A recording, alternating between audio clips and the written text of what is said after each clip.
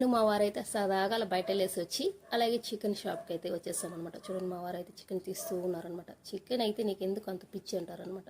Chicken అయితే మొత్తానికి తీసుకొని అయితే ఇంటికి అయితే వచ్చేసానమాట. ఇంకైతే రంగంలోకి దిగాలన్నమాట. చకాచకని చికెన్ చేసేవాళ్ళనమాట. నాకైతే ఏంటి చికెన్ అంటే చాలా చాలా ఇష్టం అనమాట. వారానికి ఒక 3 సార్లు ఉండాలన్నమాట. ఇంకా లేదంటే పిచ్చి పట్టిపోతుంది అనమాట. ఇంకా అది చికెన్ గుర్తొచ్చిందా ఇంకా ఏ కూరలు ఉన్న ఇంట్లో ఇంకా ముద్ద దిగదనమాట. చికెన్ తింటేనే ఇంకా దిగుతుందనమాట ముద్ద. ఇంకా చకాచకాని ఇలా వంటలు చేసుకుంటూ ఉన్నానమాట. చికెన్ అయితే 1.5 కిలో తెచ్చుకొని ఇలా చేస్తూ ఉన్నానమాట. ఈ వీడియోలో చూపించేలాగా చేసి చూడండి ఒకసారి. చాలా టేస్ట్గా ఉంటుంది. మేము ఇలాగే చేస్తామన్నమాట. చికెన్ అయితే గ్రేవీ లాగా చేసుకుంటే చాలా బాగుంటుంది. రైస్లోకైనా చపాతీలోకైనా. అయితే నేను రైసే చేశానమాట.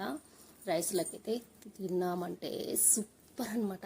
నేనైతే కొంచెం కారం ఎక్కువ వేస్తానండి. నా వంటలన్నీ మా చెల్లి పిల్లలైనా అక్క పిల్లలైనా చాలా భయపడతారనమాట.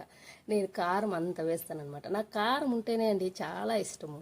లేదంటే ఆ కారం లేదనుకోండి రుచి పచ్చి లేని కూరలాగా అనిపిస్తుంది అనమాట. కాబట్టి నా కూరలు తినాలంటే కొంచెం ధైర్యం చేసుకోవాలన్నమాట. ఇంకా చర్చికి అయితే వంటలు చేస్తాను కదా, ఆ చర్చికి అయితే కొంచెం మీడియంగానే వేస్తానన్నమాట కారం. లేదంటే వాళ్ళు తినలేరు కదా. ఇంకైతే మా వరకే కాబట్టి బాగా కారం వేసుకొని ఇలా చేసుకున్నాను అనమాట. ఎలా వచ్చింది చూడండి, సూపర్గా వచ్చింది కదా. చూస్తుంటే నోరు ఊరిపోతుంది కదా. ఇంకా చికెన్ అయితే మనకి దగ్గరకు వచ్చింది. కొంచెం ఉడికింది అనుకోవచ్చు, ఇంకా తినడమే అనమాట.